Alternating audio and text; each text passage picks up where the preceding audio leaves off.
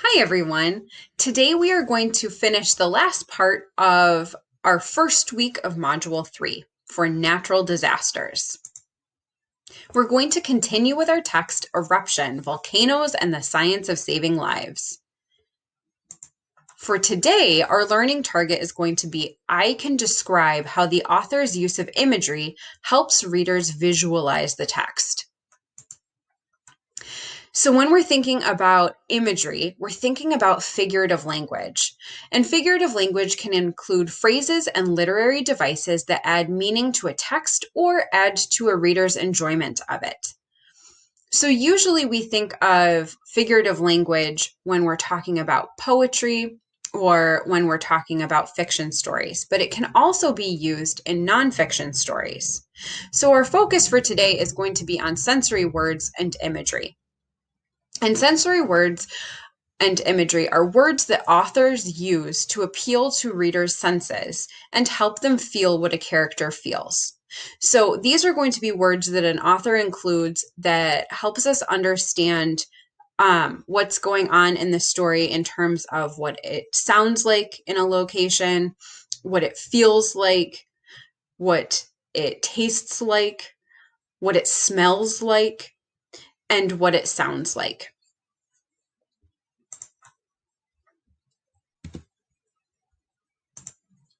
So we're going to continue with our text, and I am on page 190. So as we read, we're going to be underlining words and phrases that really help us to imagine what it was like at this moment in the text. Then the cloud slowed, stopped, and started to dissipate. And if something's dissipating, it's kind of dissolving. Wahoo! Whoa! Cool! The MPs hollered. They started doing a victory dance because they thought they'd seen the eruption and survived. But Andy and Rick didn't dance. They turned to their instruments. They knew that this could just be the beginning.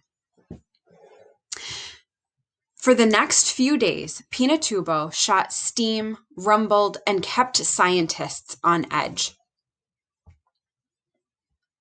Several times, the volcano shot up columns as big as the one on June 12th. But on June 14th, the volcano stopped shooting steam and ash. Pinatubo shook as much as it had the 2 days before, but nothing came out. The volcano is all stopped up, Andy thought. He fell asleep late that night, restless and worried. Then, on June 15th, Andy and other scientists were jolted from sleep by a cry. Get up! Get up! Yelled the scientist on watch. Andy ran to the front door. Clouds obscured the top of the volcano, and pelting rain blurred Andy's view. But great black ash clouds, massive rolling clouds of superheated ash, raged down 6 miles or 10 kilometers on each side of the volcano, pyroclastic flows. Moments later, rain and wind from a typhoon that had hit the island completely hid the erupting volcano. Andy rushed to the seismograph. The earthquakes died down, way down, and stayed down. This is bad, Andy muttered. The pressure under the volcano was building. Should we evacuate? The scientists asked each other. The decision was quick. Somebody yelled, "Evacuate the base!" Everyone started moving all at once, grabbing things, yelling. Officers, MPs, and scientists piled into cars and sped away. From a big field, they watched the dark volcano. They waited. The volcanologists wanted to see their instruments. They wanted to find out what this volcano was up to so they could extend the evacuation zone if needed, or learn something that would help at another crisis. But that would mean risking their own lives. They decided they'd been too hasty evacuating themselves. They drove back to the observatory on the base, along with the base commanders. It was raining, not just water and ash, but egg-sized chunks of pumice. The scientists hurried into the building and crowded around the seismographs.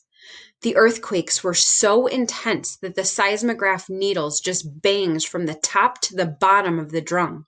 Tunk, tunk, tunk, tunk, making alarming blocks of solid ink. Pinatubo blasted ash higher and higher. The scientists watched aghast as monitoring stations blinked out one by one on the far side of the volcano, destroyed. Then a station went down on their side. So if we look at this picture, it says, threatened by Mount Pinatubo, Clark Air Base was evacuated on June 10th. The light-colored peak in the center is the summit of Pinatubo. And if we look at the picture on page 192, it says, the June 12th, 1991 eruption of Mount Pinatubo viewed from Clark Air Base. And if we look at that picture, I want you to think about what kind of words does the author use to describe what this cloud of ash is like as it's billowing into the air.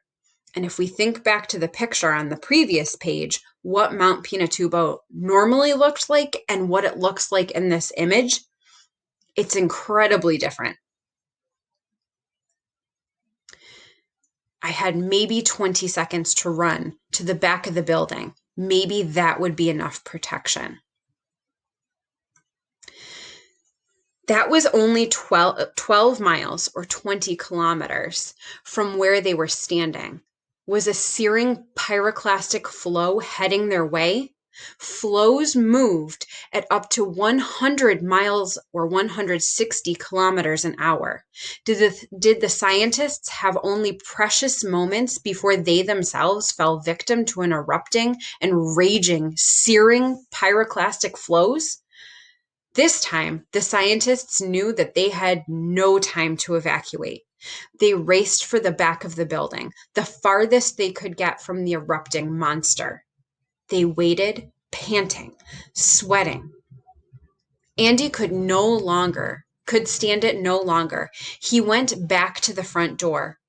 All he saw was black, complete black. From the rain, the dark clouds, the ashfall. The sound was terrifying, like a wall of rock, a mile high, racing down at breakneck speeds. I could die, Andy thought. All my friends could die. He watched and he watched, his eyes glued to a row of lights on an airstrip that pointed toward the volcano. I figured that as long as I could see the lights, the pyroclastic flow hadn't reached us. If the lights went out, I had maybe 20 seconds to run to the back of the building. Maybe that would be enough protection. Then the air and sky seemed to lighten, just a shade. The pyroclastic flow hadn't reached the base. Andy and his friends checked the instruments. Everything was flatlining. All the monitoring stations had been destroyed, except for one, a station on the base. So I want you to think about what kind of words is the author using to really help us understand what a scary moment this was for Andy and the other scientists.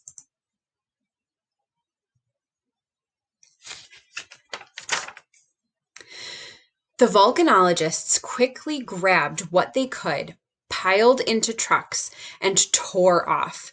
That is, until they merged with hordes of evacuating Filipinos. It was a huge, slow-moving traffic jam of everybody with a water buffalo strolling out of town, says Andy. We were going crazy with the delay, but at least we were heading away from the volcano. But Andy, the other volcanologists, and the villagers managed to escape with their lives. The eruption of Mount Pinatubo was the second largest eruption in the 20th century. A few hundred people died, most in buildings that later collapsed under the weight of rain-soaked ash. But more than 20,000 lives were saved. We got it right, Andy said. We questioned ourselves and doubted ourselves as things unfolded, but we got it right.